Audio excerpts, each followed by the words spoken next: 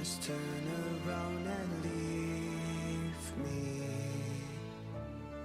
The tear in my eye drops on the floor alongside my speed.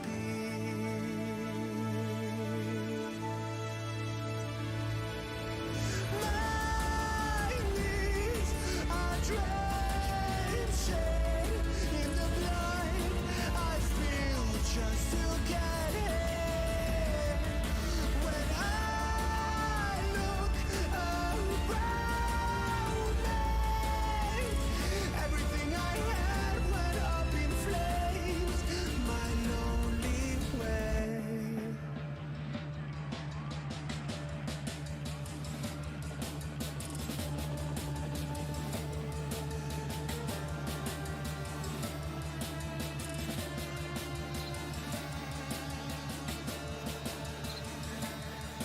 When I look around me, everything I had went up in flames.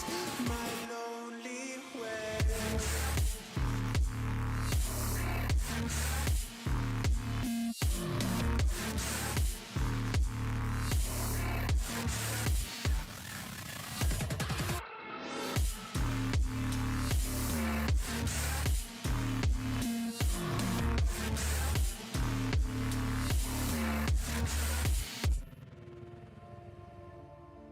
I never pray to God anymore.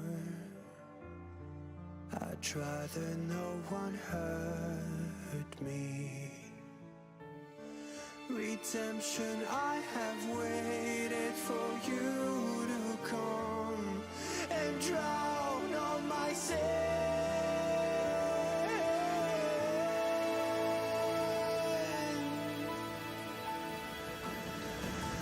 My knees are drenching in the blood I spill just to get in.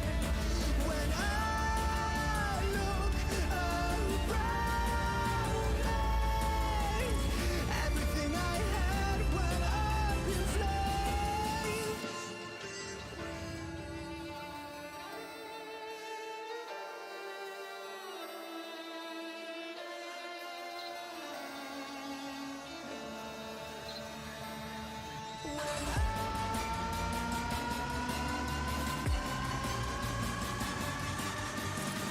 Everything I had went up in flames. My lonely way.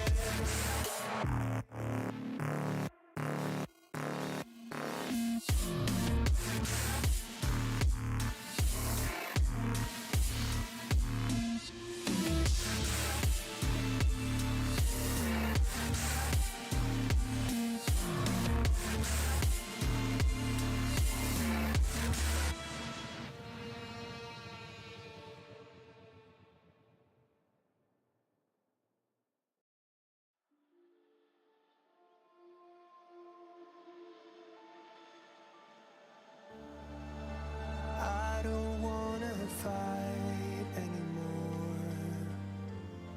Just turn around and leave me. The tear in my eye drops on the floor alongside my speed.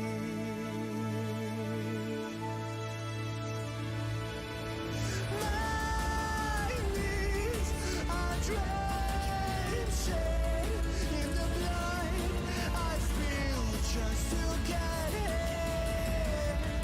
When I look around me, everything I had went up in flames. My lonely way.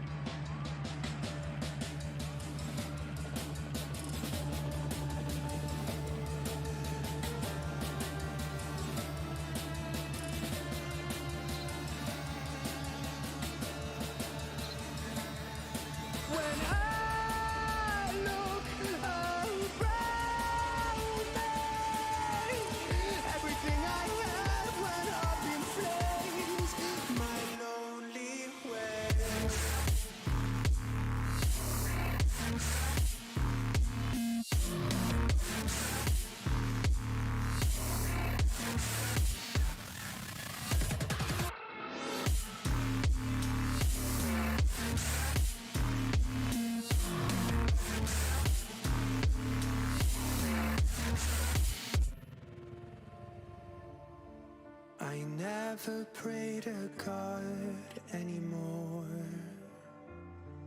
I'd rather no one hurt me. Redemption, I have waited for you to come and drown all my sins.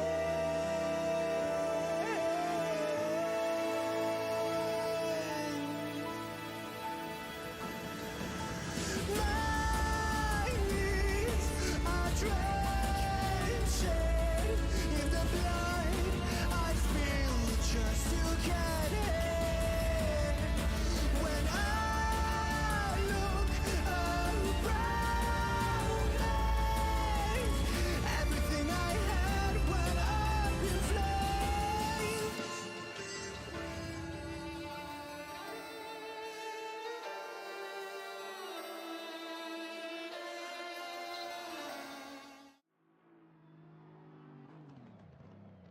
Good evening, ladies and gentlemen. It's your boy G-Max, also known as George Smith, coming at you live for the next race face round here at Bathurst. And of course, round 5 coming at you for the season 2 of the GT4s. I'm not alone in this endeavor, and I've grabbed along my good homie Ryan Gill all the way from the UK. Ryan, good to have you with me. We can do a little bit of an audio test for our viewers. Let us know if you guys can hear us.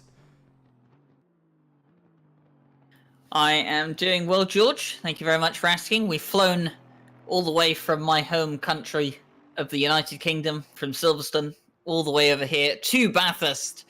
And it's fair to say we got here pretty late in the day. It's rather early in the morning. It's 3:02 in the morning here at Mount Panorama. And is there any better time to just go out and have a race, George, than 3 o'clock in the morning around Bathurst? It's going to be tough for sure. It's one of the tougher circuits on the calendar. We've seen plenty of action here in the sim industry in the world. Our 12 hour of Bathurst from the Racing Club International side gave us plenty of action during the daytime and the darkness to really see what the mountain can throw at you. But of course, this time around being in GT4s, that's going to be a bit interesting. And something else to mention is the fact that we've got a little bit of a split up here in having our pros and pro-am divisions merged together into one massive grid for what is, like I said, a difficult circuit on the calendar.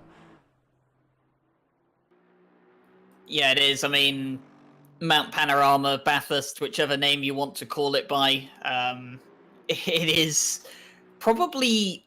I think it's probably got to go with the title of the most difficult track in ACC, and then probably it's got the title of one of the most difficult circuits in the world, just period. I mean, there are some other incredibly difficult circuits out there. The Nordschleife, Macau, and Monaco are, other examples of difficult circuits. But Bathurst is kind of different, isn't it, George? It's like a mix of a street circuit and a proper roads or proper, fully established racing circuit. And, it kind of shares elements of all these kind of difficult circuits that we see around the world. And, the GT4s, they're a bit smaller, so it's going to be a bit easier for them to, navigate in side-by-side action around here. But I tell you what, the threat of mistakes is all still the same as it is in the GT3 class. And the last thing anyone wants is to see a car sideways over the cross the mountain. Definitely don't want to see a car parked across there. And with 15 minutes of quali on the clock, this should be where we start to see some lap times coming down. Junior McCall will set at 2:12.615 to kick things off from the ATK Academy. Of course, those beautiful ATK liveries, as always, on the sides of the cars. And we do feature custom liveries here. So if you are driving out in one of the divisions that is streamed and want to get a custom livery going, you can do so. William Wentworth down in the Pro-Am division is up on the board as well. We're going to see a couple of times coming through. Hannes van Veek in the pros is up there. Sheehan goes across the line to a 2:15.987. Going to put Warren Sheehan into second place temporarily. Hannes van Veek from BWR going to slot down into third with a 2:16.446. But like we said, Ryan, this is where it's time to start getting those banker laps in and then start looking for some time after that. It is. I mean, we say it so often in qualifying, don't we, that you need to get a good banker lap in or it will compromise the rest of your qualifying session as Junior McCall clips the wall up towards McPhillamy Park, and he's going to be returning to the pit lane, and that will compromise any time that he had gained on that flying lap. Of course, the lap times quite spread out at the moment, but a few of these guys probably not getting representative lap times in just yet. I mean, a few people down here about 6 seconds off Junior McCall's pace. I know we have merged the Pro and Pro-Am classes together for this race, but I don't realistically think the Pro-Ams are doing 2:19s in qualifying. I think they are quite a bit quicker than that. So I think a few of these guys just trying to get a lap down on the board, trying to figure out where exactly their braking zones are going to be in qualifying. And of course, the race is the most important thing. But around here at Bathurst, you know, with how difficult it can be to follow and overtake over the mountain, I mean, it's very rarely done. Qualifying is very, very important here, especially for a much shorter race like we have here tonight. So important to put yourself up towards the front. You've only got 45 minutes of actual race time. No mandatory stops coming in as we go down onto the splitter cam of Mr. Chris Vickers, who of course sits second at the moment, trying to chase down Junior McCall, and he's up 6/10 on his lap time as he comes out through Forest Elbow and makes his way down onto the Conrad Straight. And it's all about just finding those couple of tenths throughout the circuit here. It's one of those circuits where you really can just find a lot suddenly.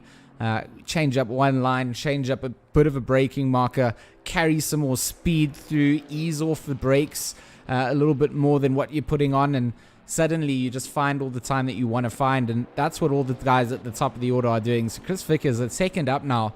He has dropped down temporarily to third place. Of course, 2.5 seconds off the likes of Junior McCall for the moment. Could potentially get second place back from Hannes van Veek at this point in time. Junior McCall still out in the circuit. Vickers goes across the line, doesn't catch van Veek.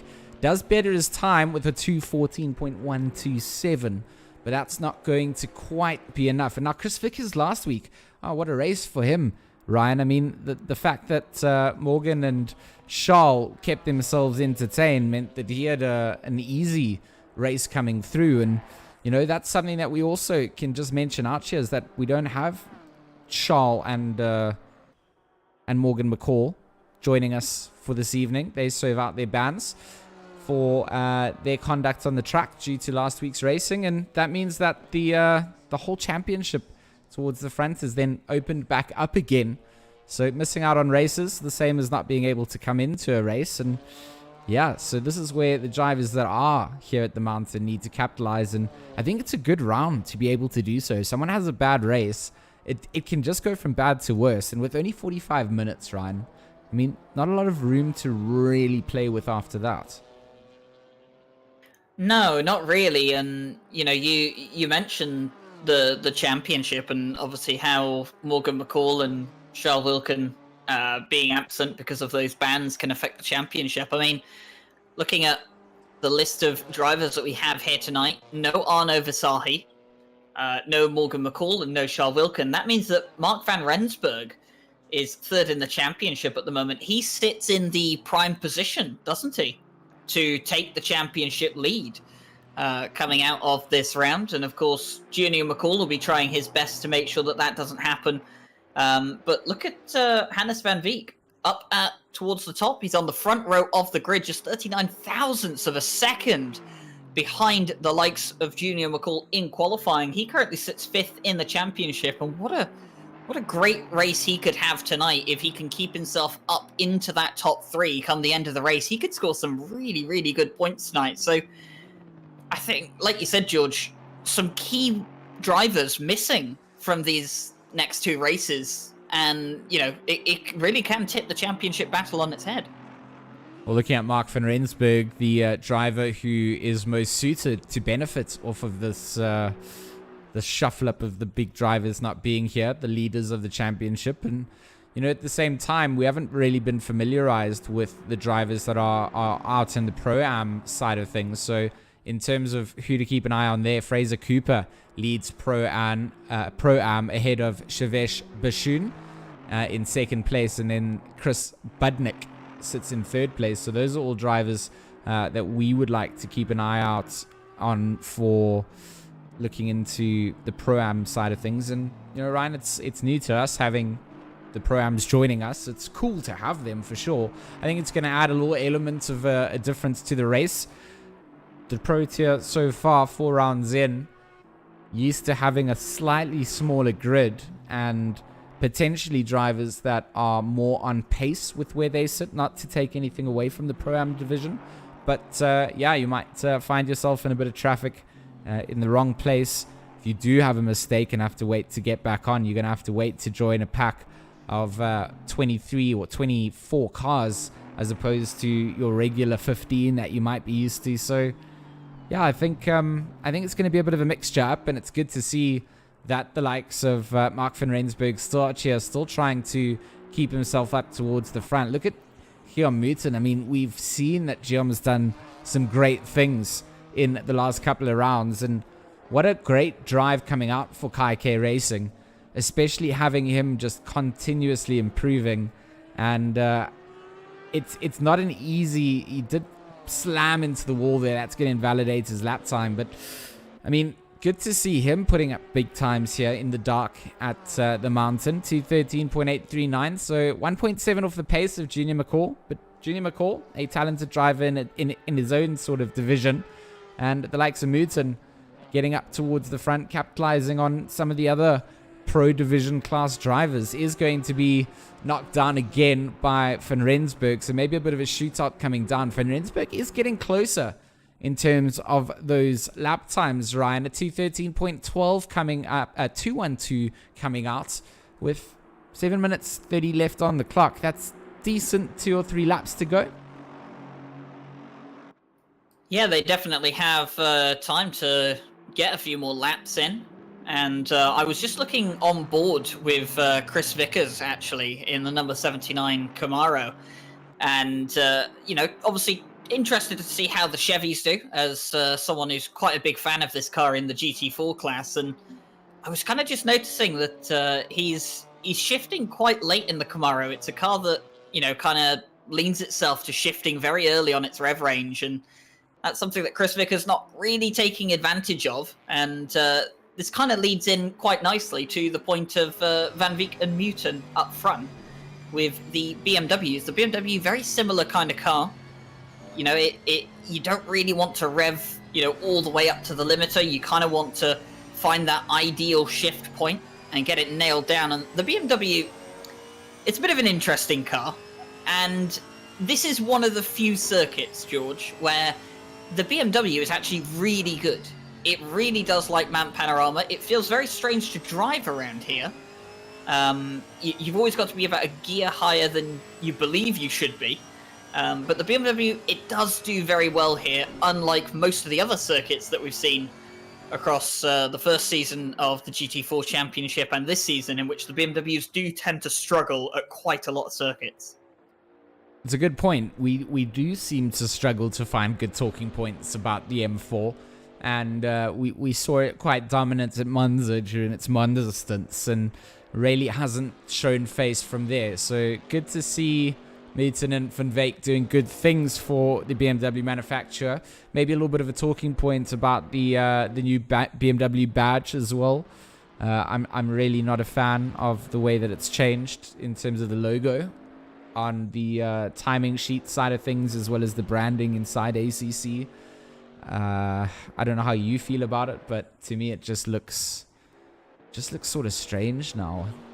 I'm always for modernizing logos, for sure, because I think there are quite a few companies that use very old school style logos that don't look great on modern websites or modern marketing, you know, social media posts. This logo looks older than and this is my exact problem, is that this logo doesn't look like it's been made for the modern age. It looks kind of like they're trying to like fit the retro look of the BMW logo with a modern theme, and it hasn't really come across well as You can see the timing sheets at the moment. Julian McCall still leads the way in the Pro class, and Budnick at the top of the Pro-Am class. And you mentioned earlier, George, with a few of the Pro-Am guys getting in amongst the Pro drivers. A lot of people, they don't seem to realize, and from an outside perspective, it can seem so obvious. Say, okay, well, you have a hard barrier. If you're quicker than this, you're a Pro driver. If you're slower than this, you're a Pro-Am driver. The difficult thing, and this is something I've had a lot of experience in, is there are no hard barriers anymore at any of these circuits. It's so hard now to distinguish the pace of a Pro-Am driver and a Pro driver, and you really do have to look at the nitty-gritty details to find out, how much of a Pro driver is someone, how much of a Pro-Am driver is someone, and most of it will come down to consistency, because a lot of these Pro-Am drivers have got the pace of the Pro drivers. They do just indeed. don't show the consistency. Yeah, it does come down to that. Sometimes it's down to consistency, sometimes down to a little bit of racecraft, sometimes it's drivers lacking experience that puts them into a Pro-Am division because they want to learn before they maybe make the move up into a Pro tier. So it's definitely difficult to judge a book by its cover, and I don't think that the lockdown has made things any easier, because people have been able to put a lot more time into sim racing, and you see people have kind of started to really enjoy the esports side of it, which is these more competitive races with broadcasts. And I'll call it esports because it's kind of going that way with how the world is looking at the industry as a whole, and listening to podcasts about sim racing and its similarities to, say, racing, it's not really the talk so much as the similarities, but almost the distinguishing differences between the two. Sim racing is its own thing, motor racing is its own thing. They borrow parts from one another, but we're starting to understand that this is just a speciality in itself, and you can just excel. I mean, Chris Budnick, what a great drive coming out for the number 59 so far, in 6th place overall to start things, and leading his class by quite a couple of car lengths. I mean, he's got Deploy, Sheehan, Malorto, and Ferreira between him, and then Vivian Richards, who would be the second Pro-Am starting car, who's immediately got the pressure on from Dominic Turin. So both second and third in Pro-Am are starting relatively close to each other if things were to end now before the 2 minutes clock ticks down. And we've seen it happen, Ryan. Those cars keep each other busy. It allows drivers then who are ahead of them like this, in this position, to get the lead that they would need. And in a 45-minute race, that's what Chris Budnick will want. He will want to see that the 969 and 69 are stacked up on the grid order together. And throughout the rest of the grid, I mean, a lot of drivers having returned into the pits, maybe accepting the fate, not being able to get another lap out. It's a long lap time here, and we might be seeing what is our closing grid. Budnick will get another stab at things, and he's been finding a couple of tenths every now and then. Yeah, he has been looking very, very sharp, hasn't he, as Van Rensburg is 7 tenths up on his lap time at the moment. And the Team Hulk car, of course, this is the driver that could take the championship lead come the end of this race. Depends on how the race goes for him at the moment, but I tell you what, 6-7 tenths up on his lap time, it would be enough to put him on the front row of the grid in that Aston Martin GT4 Vantage. Goes nice and close up towards the wall, but not enough to touch it, and that's exactly the kind of measurement and precision that you need from a racing driver around here. And he's going to charge his way down the mountain now towards the chase. Lost a bit of time coming out of the elbow, and that is such a crucial corner as it launches you down the mountain. He's going to come into the chase now, nice and late on the brakes. He's still half a second up on his lap time, doesn't touch the inside curb. Nice and clean against the outside curb as well. Hasn't lost any time. Come towards Murray's for the final corner.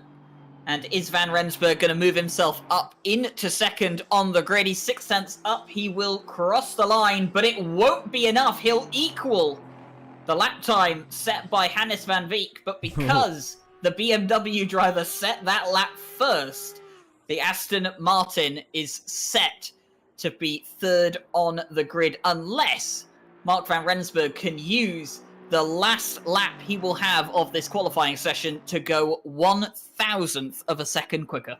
I mean, it's been a little while since I've seen drivers setting an absolute dead-on equal time. 2:12.654 is coming out from Van Wyk and Van Rensburg. And as my co-commentator Ryan has alluded to, there is a final attempt here from the number 31. He's got the advantage over Van Wyk from BWR, who's had to park the car in the pit box as he doesn't have enough time to get one more in.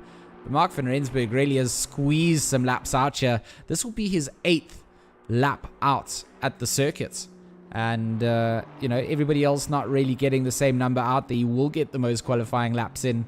And you saw it tick down right at the last second there. So Mark van Rensburg, can he find anything more? He's dead on with his time as he comes down through the dipper. Look how dark it is. So difficult to see. At least he's got those headlights to light things up as he makes his way down. So tight, so narrow. And that clip with the wall is possibly going to invalidate his lap time. I know it's done in the past. He is a 10th up according to the timing sheet, but drops it as he gets on to start of the Conrad stretch. And I don't think that this is going to be the lap time that Mark van Rensburg needs, but we have to wait and see. Might have invalidated with that wall touch, but actually if he had invalidated, probably would have jumped back to the pits. So he stays out, and he is a 10th up now, Ryan, out through the chase, and this is exactly where he wants to be. So Mark van Rensburg, final corner to go. He was up by a 10th. Now it looks like he's dead even. He's going to try and eke everything he can out of this final lap. He crosses the line. He'll go on to the front row of the grid. 6,000ths of a second is what he improved. He only needed to improve by 1,000th. He did that up by 6, and that will put him on the front row of the grid alongside Junior McCall, who is going to be his championship rival for this race, to see which one of these two could take the lead of the GT4 championship come the end of this race. It couldn't be set any better for the start, could it, George? Really couldn't. This is going to be a crack of a race indeed. And I can't wait to get things underway. 1 minute and 25 seconds on the clock. That's going to be enough time for everybody to just load up those final fuel strategies. Of course, a 45-minute race indicated at the top of the screens that you see at home, viewers. And when that hits 0, if the leader has not finished that lap, the race will end. If he's on a final lap, he'll get one more lap out. And we've also seen instances where that extra lap isn't provisioned for and drivers run out of fuel. So just understand. You're making me think of the Behemoth Cup we did with Harry Conway running. Yeah, I mean, it's exactly ran what out was of fuel on the last corner. Last corner, 1st to 5th, as he had to just roll it across the line. Even. 6th, I think. Yeah, you're right. So it can all change right at the end. 45 minutes, going to be a good shootout. 30 seconds left on the clock. Let me give you a little rundown of who's starting where. Junior McCall starts in 1st. Mark van Rensburg 2nd. Hannes van Wyk 3rd. Hyam Mooten starts 4th. Chris Vickers in 5th. 6th for Chris Budnick, of course. He starts out of position from the rest of his class, but good start from him, starting in 6th overall here. Mornay deploy in 7th. Warren Sheehan starts 8th. 9th, Tebo Malorto. 10th, Ryan Ottens. 11th, Terence Ferreira. 12th for William Richards. 13th for Dominic Turin. 14th for Bathurst Hugo. 15th for Diego Paulo. 16th for Sean Skitter. Russ Siebold starts 17th.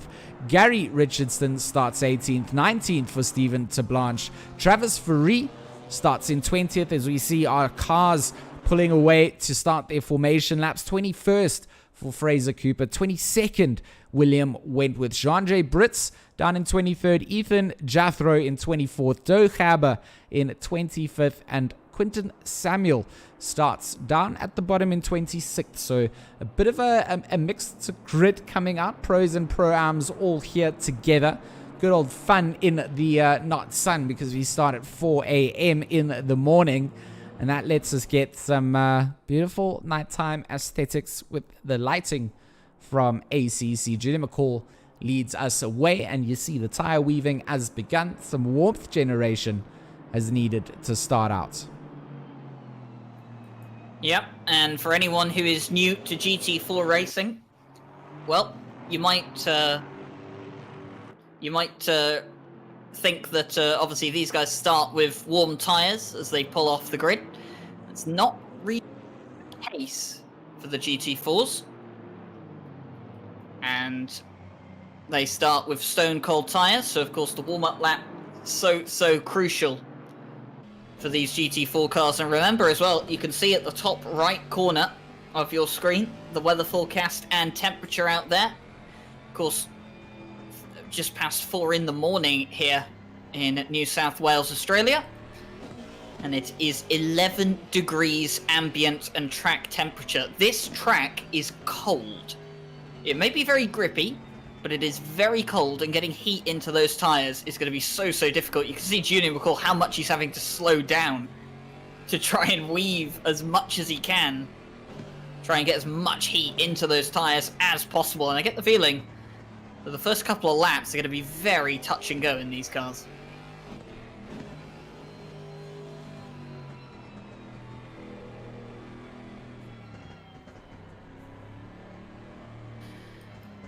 So they make their way around, and Junior McCall will of course start alongside Van Rensburg for the start. Budnick on pole in the Pro-Am class, and his closest competitor, Vivian Richards, all the way down in 12th. So good group of cars between the likes of Budnick and Richards, and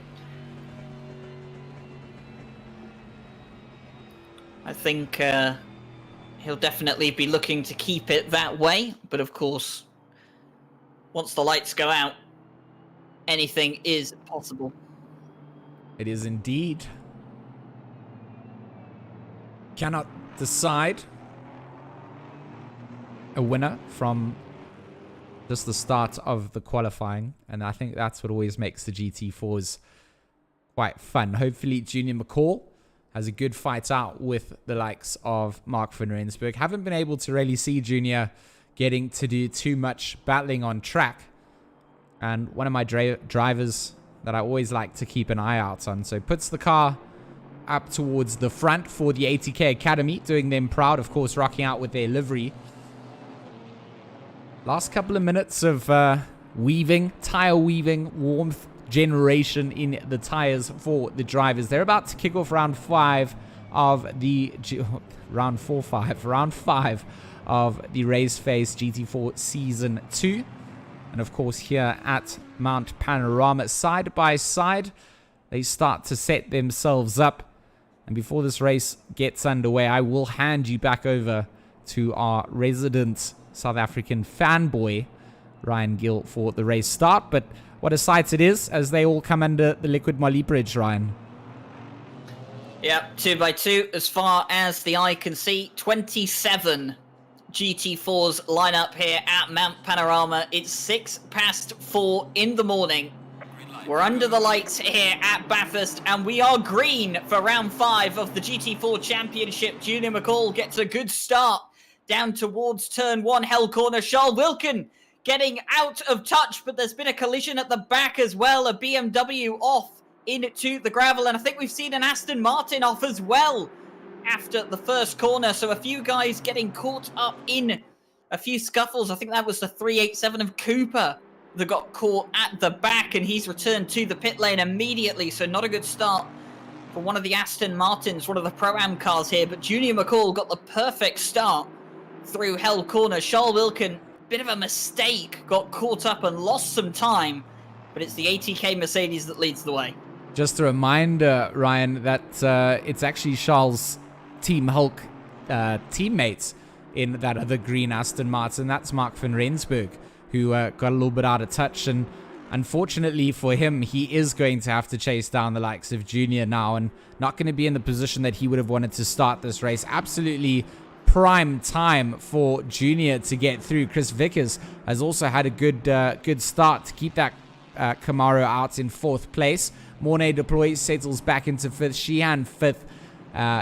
6th, sorry. Sebo Malorto, he seems to have jumped a whole bunch of cars in that controversy at the start. I mean, he started down the order just a little bit, the 808 from Kai K up into 7th place as they make their way out through Forest Elbow. So things looking okay after Hull's Corner. A little bit of argy-bargy going down. I think a lot of cars trying to fit through a very narrow space. And it looks like not a lot of... We've got a car off at the elbow, George. Sorry to cut in there. We had a car off at the elbow. I think it's the number 115 gone off. I think that's John-Dre Britz, I believe it is. Yes, the Aston Martin. Let me see if we can get a replay of this. We do have a little bit of a delay with the custom liveries, but let's see. Now, was this... Ooh, dropped it early. Coming into the elbow, and you can see that. Kind of parked in a bit of an awkward spot on the apex of the elbow. Good job from everybody to get out through there. It's not an easy place because, I mean, where his car's parked is literally the apex that you're aiming for. So everybody else having to take a little bit of a wider line coming out. Brits will get the car back on track, but will be kicking himself for such a early race mistake. In a 45-minute sprint, it's not what you want. Up towards the front, though, it's all going okay for Junior McCall. Hasn't got Van Rensburg to deal with just yet. Van Rensburg has got himself away from the likes of Chris Vickers a little bit as well. So our front three have really started to gap it, but in the mid-pack, it is not the same case at all, Ryan. I mean, Ryan Otten's here. He's got the likes of Budnick pressuring him. Budnick, of course, not fighting for position here because he's leading out the Pro-Am tier, doesn't want to have any sorts of mistakes coming down. So Ryan Ottens is just going to be kind of caught up in a bit of a strange place if he's not careful with himself. And we've talked about it before. Chris Budnick will not be wanting to make those mistakes leading out in Pro-Am, so he's going to be just settling back. He's actually dropped himself back from the likes of the pro drivers in front, so doing a good job to not put himself into a position where he needs to compromise his own race. Yeah, Ottens. Oh, let's jump back here, see if we can get that replay action. So it is Ottens that we'll follow along when our cameraman catches back up. Down in through Skyline. So they make their way down through the dipper. We were just talking about small mistakes can be so costly. Let's see if we can get some helicam footage. Might be a bit of a better perspective to see what's happened out here. And oh, there's the contact coming down.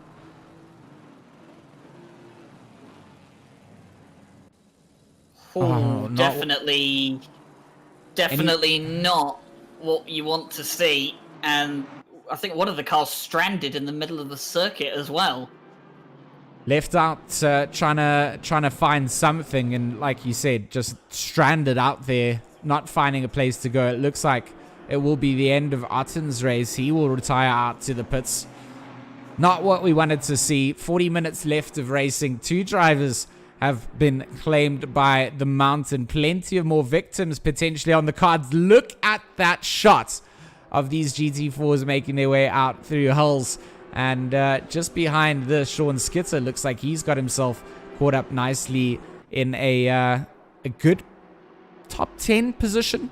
It's certainly, he's in 8th overall for the pros at the moment. Will be wanting to find some more points if he can. The 2 drivers in front of him, Turin and Seabolt. Obviously, what has happened to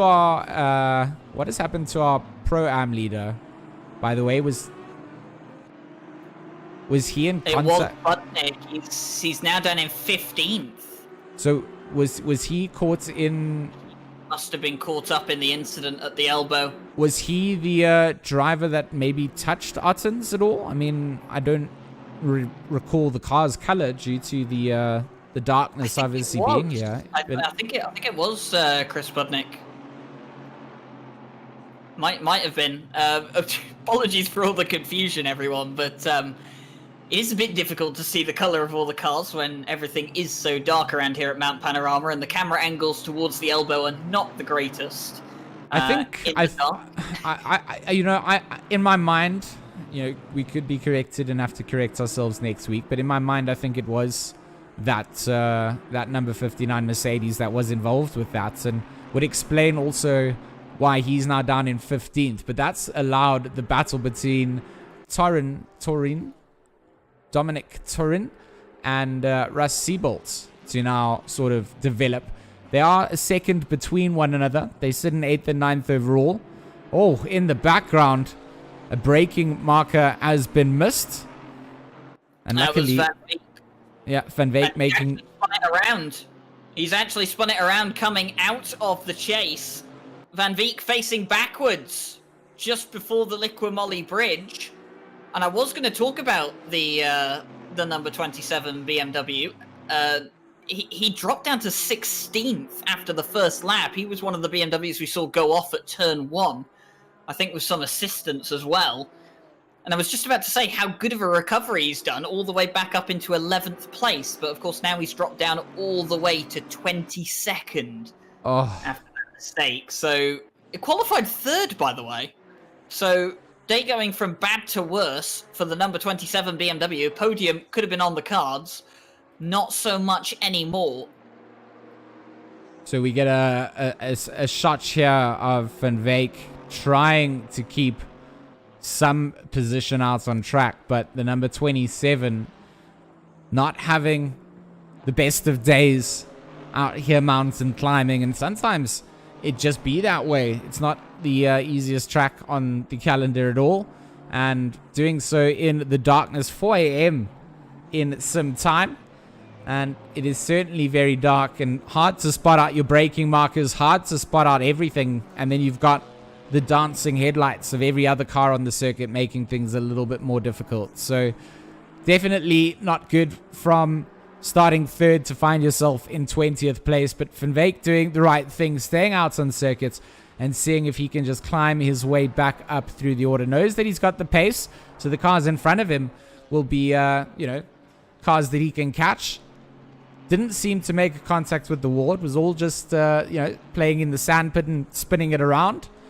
So for him, it's going to be all about just trying to get this. And now it looks like the likes of Russ Seabolt going to have Skitter putting some pressure on, is going to do the right thing again. Just let him through. And good to make sure that you don't come... Oh, another car is off there, Ryan. The end of the chase claiming victims out here tonight. There are 2 tracks in the world that I would never want to race in the dark at. Bathurst is one of them. The Nordschleife is the second one. And this track, so difficult down towards the chase in the dark. Especially more difficult when people have taken out the brake board markers. That does really make your job a lot more difficult. But yeah, you can just see some of the fruits of those issues there. But up at the front, Junior McCall leads from Van Rensburg. I will get it correct this time. Apologies for saying Charles Wilkin before. And it is Van Rensburg. 0.3 of a second separate him from Junior McCall. Of course, Chris Vickers 6.7 seconds back in the Camaro, but he's kind of found himself in a little bubble right now.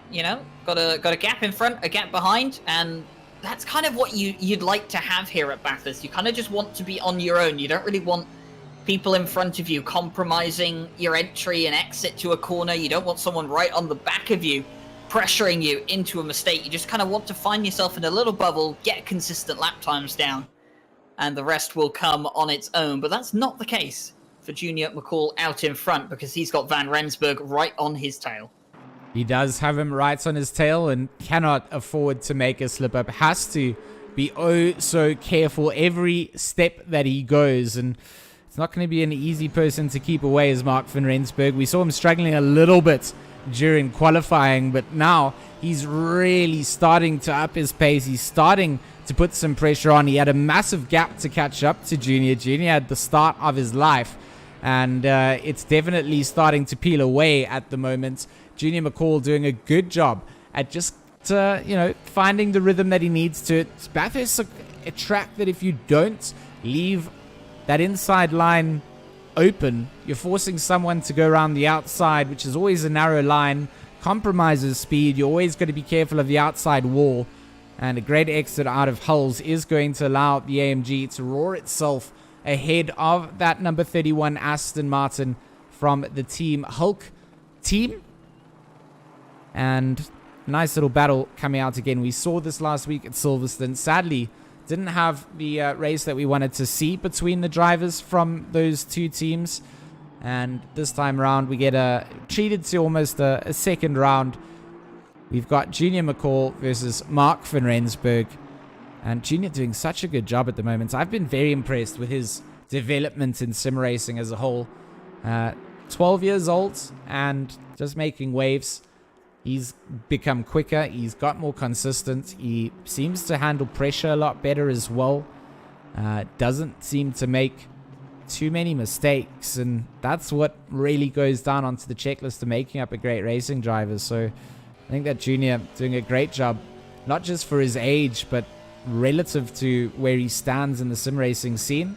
And ATK Academy going to be very glad to have him driving for their team. It makes me even more depressed about my lap times every time I hear Junior McCall, 12 years old, Luca Lossio, 14, Tinko van der Velde, 16. Oh, the more and more I hear about it, the more I think to myself, what was I doing when I was 12? I should have been sim racing. But no, it's phenomenal, isn't it, to see them, you know, drivers at such a young age have such incredible skill. And Junior McCall especially, you know, he's got he's got his dad there helping him, coaching him, giving him the advice. You know, that voice in your ear that is so underrated, I think, in sim racing. I mean, we talk about it so much that how important it is in real life racing. It's important in sim racing as well to just have someone in your ear telling you the situation, keeping you, you know, cool, keeping you focused, and it really can help you out. As I think it's Bertus Hugo here in the Camaro, number 84. And I love the little scream that you get out from the Camaro's front splitter. I mean, obviously you get to hear the downshifts as well coming down through the chase. And Bertus Hugo, like you said, Ryan, a name that we're quite familiar with. Of course, man behind Raceface as a whole, and without him, wouldn't have this wonderful platform and community of people to do this on Wednesdays and Thursday nights. So if you guys do want to get involved with Raceface, head over to the Discord or the website www.Raceface.Pro. Sign up for the leagues. GT4s on Wednesdays, GT3s on Thursdays. And the best part about it is that the seasons remain unlocked for the whole season. So if you want to get in and we're into the final round, you're absolutely able to do so. You don't have to worry about committing to a whole season. If you can't make every race, that's, you know, we understand that that's part of life. But yeah, good to see drivers coming through, signing up throughout the entire duration. And of course, this round, a little bit different to what we've had before. Got both the pros and pro-ams racing out on circuit together, tackling Bathurst and the mountain together in their struggles. And not an easy thing to do. Ryan, what have you seen? I was just going to say, I'm not entirely sure what I just saw. But I think the 777 of Sebald might have just let Richards through, coming up towards McPhillamy Park. I'm not entirely sure if I saw that correctly. I'm hoping for the timing board to update, but Richards, I believe, is now in front. And that was very strange, because it just looked like the 777 eased off, let the Mercedes through.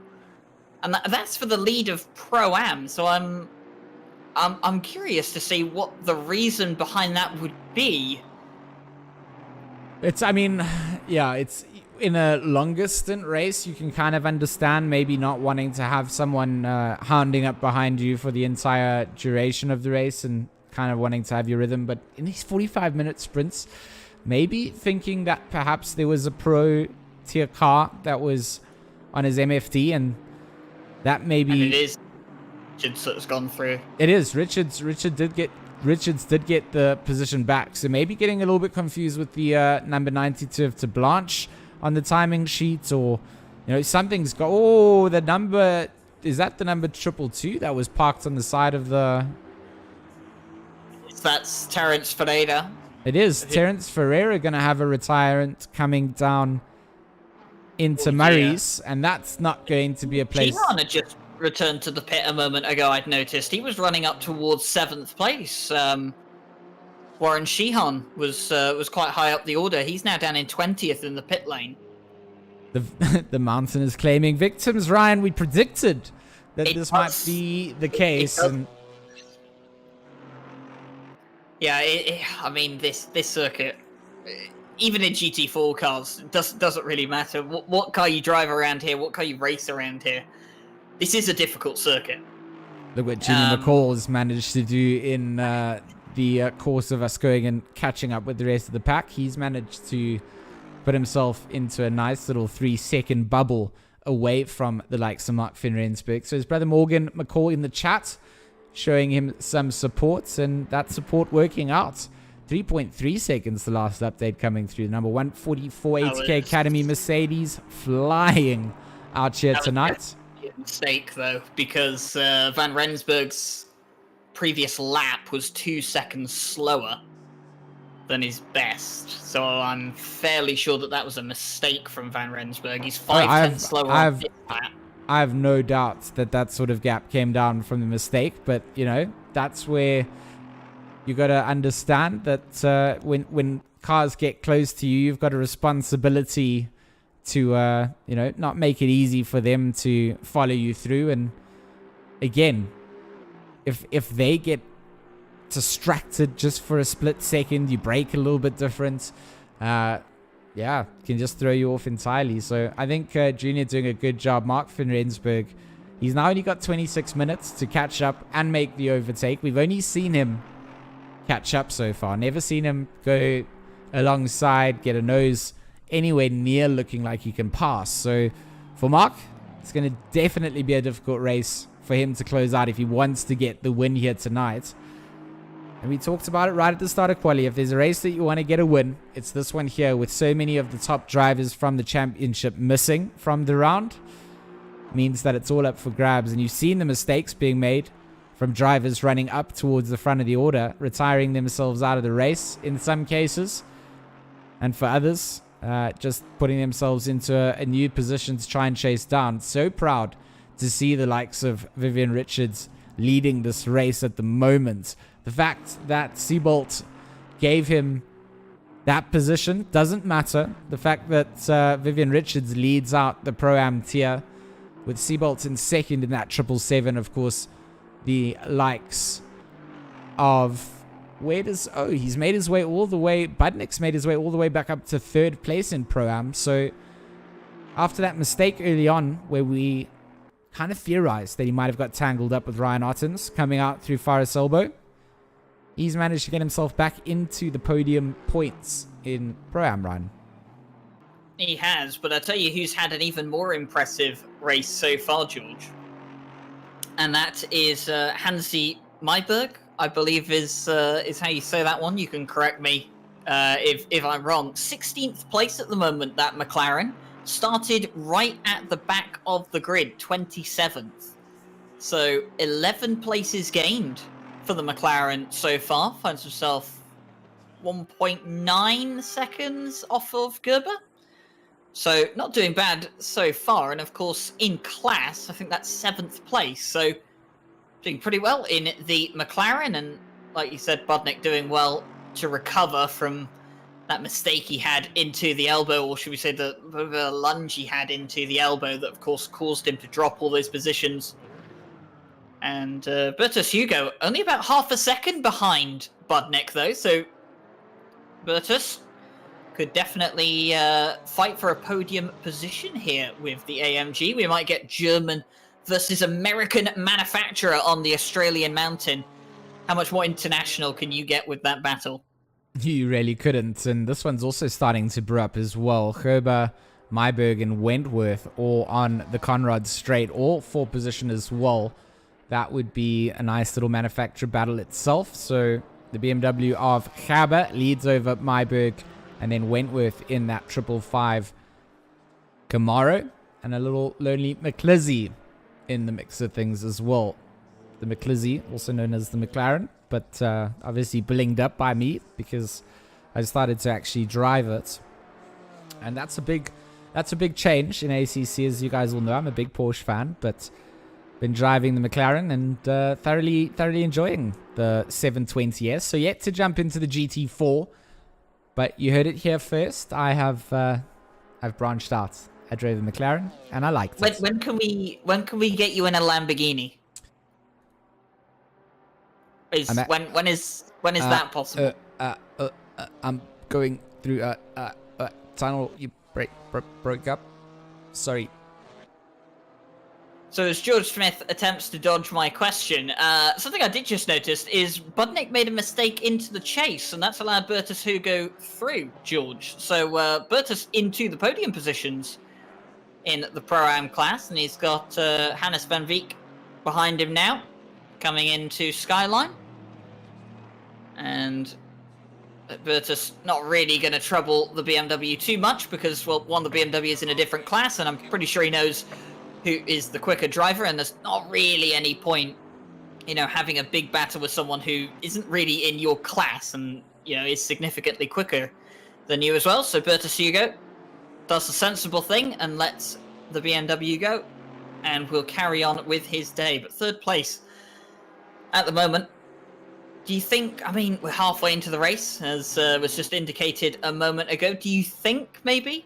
If Bertus gets onto the podiums on stream in Pro-Am, is he going to do a shoey and send a recording for us? Oh. Well, as a Daniel Ricciardo fan, I'm never going to say no to a shoey. Well, there was a specific reason I chose the Daniel Ricciardo, plus we're out here in Australia. Can't do Australian, to be honest. But yeah, maybe Bertus does us a little bit of a shoey. And of course, in the background, I saw another car out towards the pit, so I'm not quite sure who that was. Looks like it might be the likes of Samuel, who's entered into the pits. Not quite sure what's gone on with the 787 Camaro. Controversy has not stopped yet, so plenty of storms for these drivers to enjoy, even though the track conditions read optimum. There's no rain on the horizon. The storms are all there in a conflict as they try and find themselves in a position that they can get these cars to that checkered flag, get themselves the points that they need for round 5 here for the Raceface GT4 Season 2. And to be honest, super glad that we ran the GT4s, having them on Wednesday nights tomorrow, of course. The same action out at Bathurst this time round. We mix it up and we go out to the GT3s. That's a race only for tomorrow. Tonight, 20 minutes left of racing to go. Junior having the race that he wants to have right now. Van Rensburg not quite even in shot. So, have things changed up between Vickers and Van Rensburg? No, it's not. That was just one of the other back markers coming out that Van Rensburg is going to pass. I thought maybe Vickers had caught all the way up to Van Rensburg, but not going to be the case. Vickers still sits in third deploy, down in fourth place. Just look how spread out this field is, Ryan. Definitely not a circuit that everybody's loving at the moment, and I don't think the darkness is adding to that enjoyment factor. So some guys finding pace, some guys not. Sable Malorto up into 6th, so the Kaike Racing boys sitting in 5th and 6th respectively. Gian Mutin, I say his name wrong, or I say it twice differently every time because I actually don't know how to say Giam's name. So hopefully Giam can hit me up and let me know how to say his name properly. But good drive coming out from the Kaike guys in 5th and 6th. Good drive from the likes of Junior McCaw, of course, up at the front. Anyone else that stands out to you? I think Bertus Hugo deserves a little bit of a little prize tea if he manages to hold on to his 3rd place podium. The likes of Budnick, he had a great quali run, kind of lost it all during the course of the opening laps, and has then found himself at 13th overall, 4th in class. I mean, Ryan, anyone else that particularly tickles your driver of the day fancy? Well, I mean, I kind of mentioned it before, but Myberg in 16th, from last on the grid, 27th, up to 16th. Very, very good performance so far. I think Hannes van Veek has got to be a good shout though as well. I mean, was third, had a bit of contact in the first corner, was down to 16th, made a mistake, went down to 22nd, now finds himself on the verge of the top 10. You know, it's been a very good recovery from the number 27, so definitely one that has caught my eye. I think there are a few drivers here that you could kind of give that shout for driver of the day, but we do still have just under 18 minutes to go of this race, so there's still plenty of time for someone else to kind of write that narrative into this race as to why they should be driver of the day. And I think Hannes van Veek is about to make a move for 10th place. He's alongside the Aston Martin of Terblanche, and he's going to cut in front of Terblanche as well. So Hannes van Veek moves himself up into 10th place, and now, directly in front of him, he's got Richards in the 969 Mercedes of the Pro-Am class, and he'll be looking to dispatch that Mercedes as quick as possible. A little bit of a late dive into Murray's. It looks like the Mercedes is going to go wide as possible to try and not get in the way of the charging BMW, and he will do so. Not going to be as keen to let Terblanche through immediately, but Hannes van Veek finds himself up into 9th overall now. Definitely a recovery drive that I would ride home and be proud of coming out from the BWR driver. Like you mentioned, into the top 10, and now with a little 9 out of the double digits into the top 10. Always represents not being the gatekeeper at the back of that sacred sort of position grouping. But once you're into the single digits, you're chasing more. You want to get a top 5, you want to get a top 4, you want to get a top 3. And of course, always difficult to do so. Russ Seabolt's going to be the next car that he will come into sort of contact with on the circuit. I don't want to say contact, but he'll come into sort of the same track space again. Seabolt leading out in the Pro-Am division has absolutely no desire to fight with anybody in the Pro Tier. So we'll be allowing the likes of Van Veek to get past where he needs to let him get past. And you can see the hunt definitely coming down. Van Veek starting to put the pressure on. Start to wind up that M4. Definitely found himself the rhythm that he needed. And would have been wanting to find this early on in the race. I mean, you can only hope or wonder, you know, how things would have been if he didn't have... That obviously send me to the bottom of the order incidents, but good racing class to stay out, keep fighting, and still look for some more. Always going to be good. It is good character building. I mean, you want to be in a position that you know, people don't think of you as someone that just leaves races when it doesn't go your way. Being able to, you know, finish up a race that hasn't gone your way is just as good as finishing a race that has gone your way, in my opinion. You know, it should be treated as the same thing. There's no point in running a race and leaving it midway through because you've touched a wall and it's over for you. It's not the way that it works. I'd arguably say that coming back from a mistake to get a good result is so much more satisfying than just sitting in third place, for example, for the whole race. I mean, there's a frustrating element, you know. I think after any incident, I think everybody goes through those like, you know, do I just go back to the pits? And it is that, okay, cool, settle down, start driving it, and then realize, okay, cool, I can do this. I've got X amount of time left, and just knowing that there's no just easy way out, knowing that you should always just take it to the line, even if it means lapping around at the back, because, you know, drivers leaving races makes the race less impactful for everybody staying behind. You don't want to start a grid with 40 cars and end it with 10 because 30 drivers have just left the race. You know, everyone gets a top 10 because everybody's quit type thing. So I think it's lesser seen during league races, but I always appreciate a driver that puts in a little bit of the extra effort to, yeah, I've made a mistake, but I'm going to see it out towards the end. And if you haven't made a mistake, then that's the best way your race can go. And that's the way that it's gone for Junior McCall up here in first.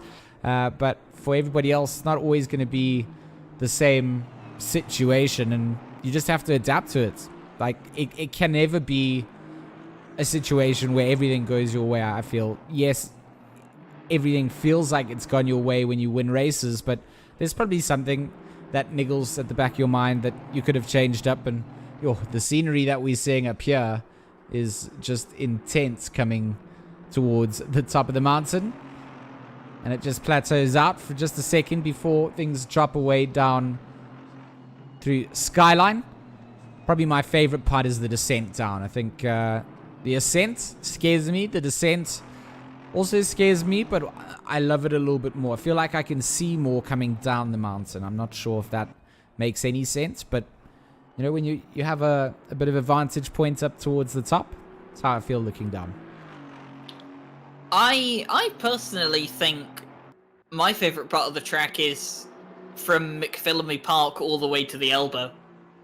I don't know, there's something about that really tight section of track that you get. Of course, you go over Skyline into the S's and then the Dipper as well. There's just something really, you know, really unique, I think, about that part of the track, how tight and twisty it is, that it's something you don't really see in racing circuits at all. You know, and obviously Bathurst is a very different circuit, so, you know, you will get that, but there's just an element about that part of the track that's so unique to me. You don't really get on any other circuit in the world, and I think you could argue that for Bathurst in general, couldn't you? Is that it is this kind of very unique circuit in an age where circuits are becoming more and more similar. 90-degree corners everywhere, tilkodromes, chicanes. Bathurst kind of stands out as, you know, it's doing its own thing. Well, not everyone likes it. Not just similar, right? But it does it. They're becoming a lot safer as well. You know, runoffs and things built in, less gravel, less sand traps, and not much runoff here. I mean, that's what I'm saying here. Like, if you bring any of the mentality that you take out to like Paul Ricard, where if you run wide, you go over like different colors of the track that slow you down a tiny amount. But I mean, like the margin of error is not there here. Off track, slam into wall, it's donezo's. Like, you're spending so long in the pits, it's just not going to be there. I want to take this time while we've got a little bit of time, while we're just chatting away about Bathurst in general, to just shout out to our viewers that are in the chat. The likes of Bolton, Ladden Skulls are here, Martin Yobue shouting out, Jamie G, Jason Luck, Shani, ZA, Neil Berger's here. Oh, Mr. Jordan Sherritt out here throwing some nice words about our commentary. Thanks, Jordan. Always nice to have some lovely comments coming up. Morgan McCall, of course, shouting out for his brother there. And Jan Als also giving some support out to Young Junior. If you guys haven't left a little like on our stream, please don't feel shy. It's free, doesn't cost you guys anything, and it goes the way of helping get visibility out to all of the broadcasts that we do. We here on Wednesdays and Thursdays for the GT4s and GT3s respectively. And for tonight's final 10 minutes of the GT4s, round 5. Been a good one at the mountain so far for Junior McCall. Hasn't had to focus on too much. Had Mark to deal with initially, but after those mistakes were made, it does seem like that Aston Martin's just been struggling to even get anywhere near the likes of Junior at this stage. So good job from Junior at this point in the race, as is the likes of Ross Seabolt in Pro-Am. He's leading things away in the other driver class, of course, that's racing out here. And just look at how many of our pro drivers also just find themselves down in amongst some of these pro-ams, just to highlight the fact that our pro-ams are a skilled bunch of drivers as well, you know. So I'm looking forward to seeing relegations and promotion seasons at the end of every season, because it means that we get to see some new faces coming through. And without us even getting there, having this evening where Bathurst just suggested maybe running the pros and the pro-ams together because of potential driver numbers. Oh, what a good idea to have. And I think everybody's thoroughly enjoyed themselves out on the circuit. I've certainly enjoyed having some new names. And I mean, I say new to the streamed side of things. But always good to see those drivers that have been, putting time and effort in, driving out in, Monday night racing, getting used to how track racing works, signing up for Raceface. Like, I've seen those sort of progressions come through, and it's ultra rewarding. So big shout out to all the drivers. Without you guys, this stuff wouldn't be possible. And of course, big shout out to our sponsors, Resource Complete and Black Ribbon Sim. I know we don't have logos out on the stream this evening. That is just because I had messed up one of my scenes before we went live, and I couldn't set it up right at the last second. So from next week, we'll have the regular overlay back. But a big shout out to Resource Complete and Black Ribbon Sim. If you guys haven't checked them out, please do so over on their social medias and their websites.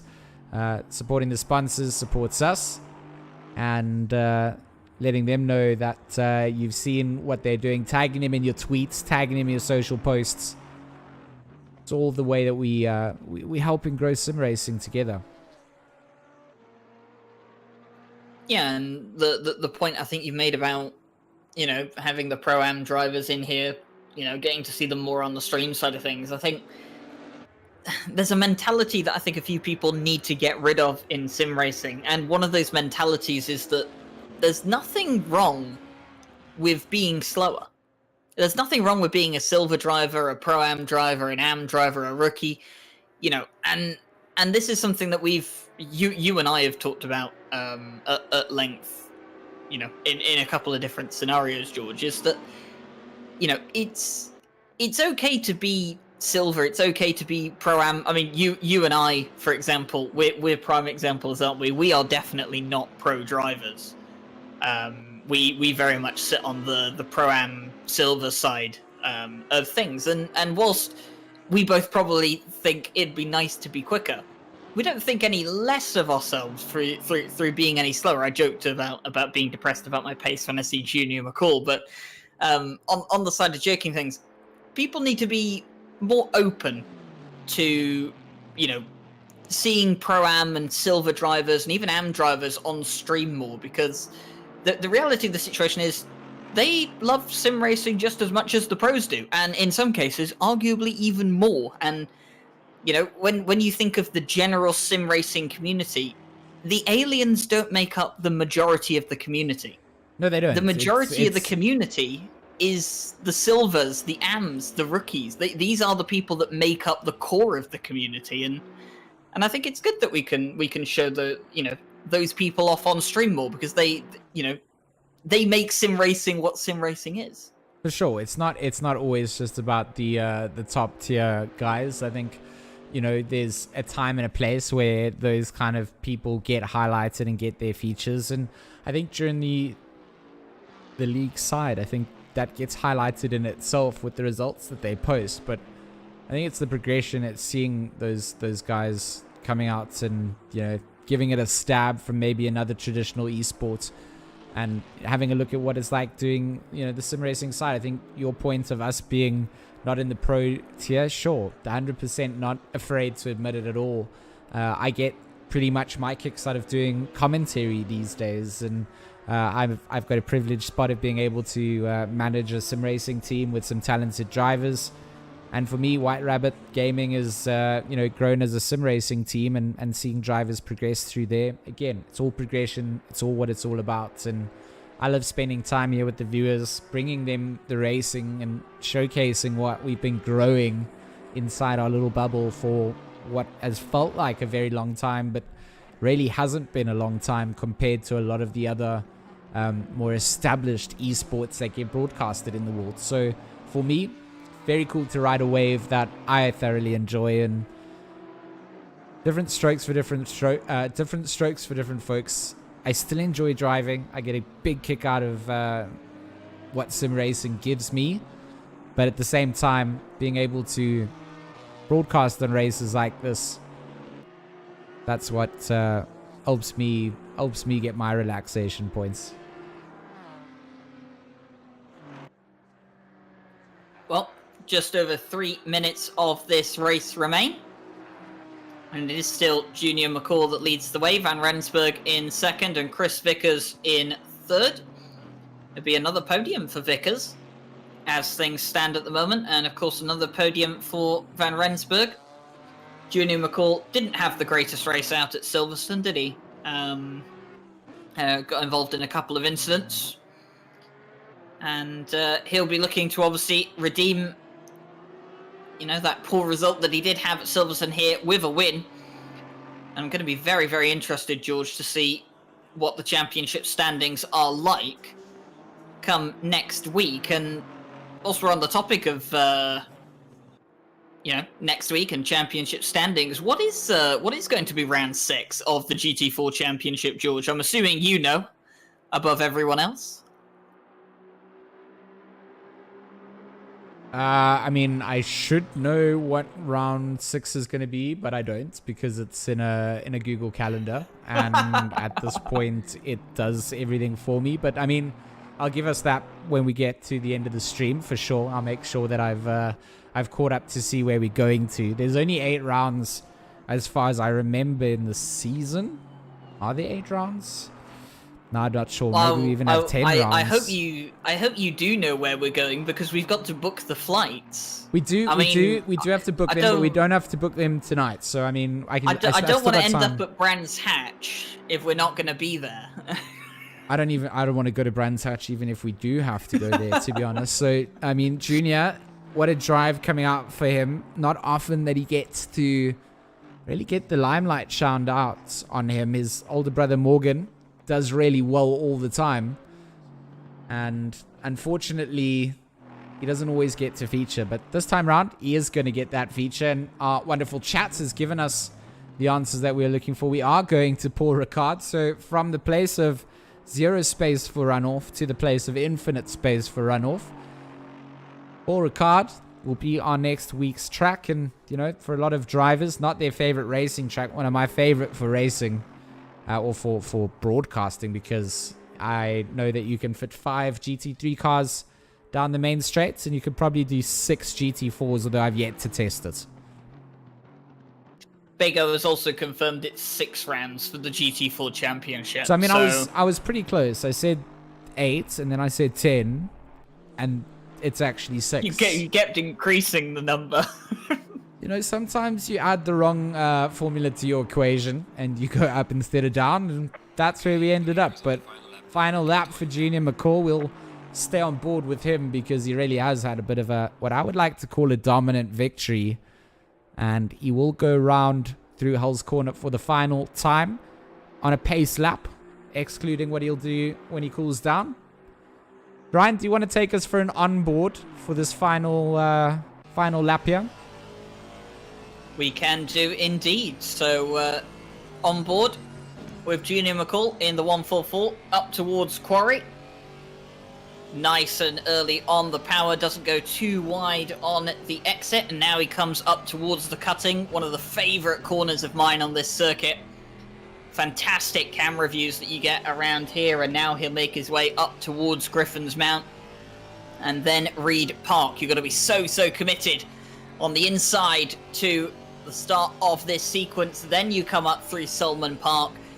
Got to try and keep pinned on the throttle as much as you can. Use what little downforce the GT4 car will give you. Then there's McPhillamy Park. Avoid the gravel trap on the right-hand side. Then at Skyline, the highest point of the circuit. It's downhill from here as he goes into the S's and through the Dipper. Will make his way through this final sequence here.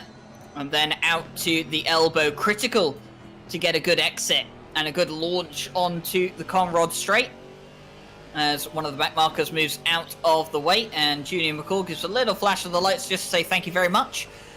He makes his way down towards the bottom. Probably a preemptive flash now. The winner's flash, the victory flash, whatever you want to call it, as it takes an absolute eternity for this GT4 car to make its way through the kink and into the chase. Down towards the bottom of the circuit. Looks so comfortable there. Not going on the curbs, keeping it nice and in between the white lines. Comes down towards Murray's corner for the final time. Junior McCall, he's your winner here at Mount Panorama for round 5 of the Raceface GT4 Championship. A dominant finish. Pole position, probably fastest lap, and the win as well. And he'll be very happy with that, as he's decided to go straight down the escape road and try and find the local pub down here in Australia. Yeah, maybe some celebratory donuts coming out from Junior McCall there. Mark van Rensburg will take home second place. Vickers will get himself a nice little third place on the podium in that Camaro. Flashes those lights in celebration. A good drive coming out from Vickers. Again, keeps his nose nice and tidy. Finds himself with some good points coming down. Mornay Deploy will get some shots as he rounds the final corner of Murray's. Flashes his lights as well. Will cross the line in 4th place. Giam Muton, he's also going to come down across the line very shortly. He's actually got a couple of cars behind him, but he will take home 5th place in that number 13. Sebo Maloto, still a way down the order, will be coming down over the line. Where is our Pro-Am race leader? Russ Seabolt. We get to follow along with him now. So that's always the coolest part of these kind of races. We get to crown 2 winners. And this man in the 777 for RSP has done what he needs to do to put this Aston Martin up towards the front. And right towards the front he will. The Pro-Am division driver through the chase for the final time will go under the Liquid Moly Bridge just before we hit 5 o'clock in the morning. Sunset or sunrise does not even start to show us up. So a fully dark race coming out, and Seabolt crosses the line. A good race from Russ, takes the win in the Pro-Am division. Our main man, Bathurst Hugo, going to come across the line. 2nd place in Pro-Am. That's definitely a shoey for our Raceface main leader. And a good drive coming out for the number 84. Secures that over the number 69 of Dominic Turin. He will cross the line for 3rd place in Pro-Am. And what a drive it has been. Let me just pull up the timetable so you guys can see all the cars in the order. And I'll quickly just run through the top 10 finishes overall. McCall 1st. Mark van Rensburg takes home 2nd. Chris Vickers 3rd. Mornay Deploy 4th. Giam Muton 5th. Hannes van Veek 6th. 7th for Sebo Maloto. Russ Seabolt 8th. 9th for Steven Tablanche. And then 10th place overall for Bathurst Hugo, rounding out the top 10. And then Turin, Budnick, Myberg, Chaber, Paolo Wentworth, Brits Sheehan, Samuel Skitter, Richards, Ferree, Jathro, Ottens, Ferreira, and Cooper round everything out. And that was a drive that we wanted to see, Ryan. And that was exactly the race that we had signed up for. So, I mean, I have no complaints. I hope that you have no complaints. And a good race overall. George, I've had the chance to come out and watch GT4 cars at Mount Panorama at 4 in the morning alongside you. Can I have any complaints at all? Well, they'd be unjustified, but congratulations to Junior McCall on the win, and of course Seabald as well for the win in Pro-Am. Championship going to be quite interesting going into the final round of the season at Paul Ricard. I expect the Mercedes of Junior McCall to be quite strong there as well, so we'll have to see how things pan out, George, but yeah, from my side, it's been fantastic to be here again. Thank you to yourself and Bertus Hugo, obviously, for allowing me to come over here and commentate on some South African racing. And I hope to see some of the South Africans racing here tonight over at RCI in the future as well. For sure, always good to share the love across the board. And our sessions are going to tick over just in time for us to say goodnight and goodbye for now. GT4 is done and dusted here at the mountain. GT3s will be back tomorrow. Same time, same place, 8:30 on the Raceface channel. It's been great to have all you guys out here with us. Thanks to the chat for keeping us well entertained. You guys have been phenomenal as an audience. And we'll see you tomorrow night for the GT3s. And next week at Paul Ricard on Wednesday for the GT4s. So until then, good night and much love.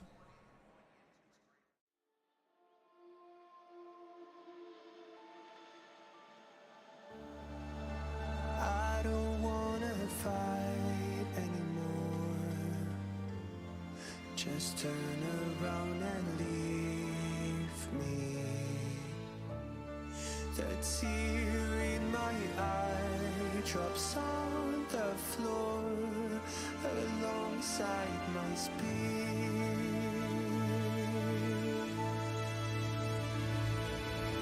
My knees are drenching in the blood I spill just to get in.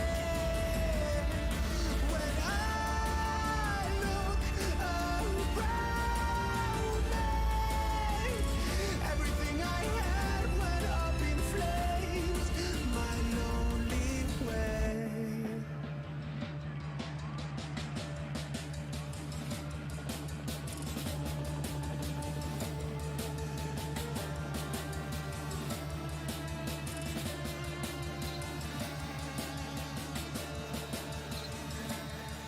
When I look around me, everything I had went up in flames.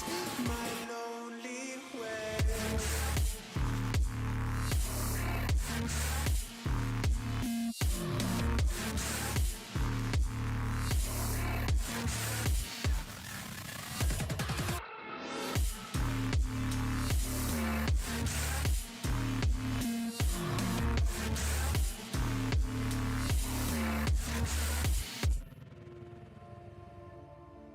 I never pray to God anymore.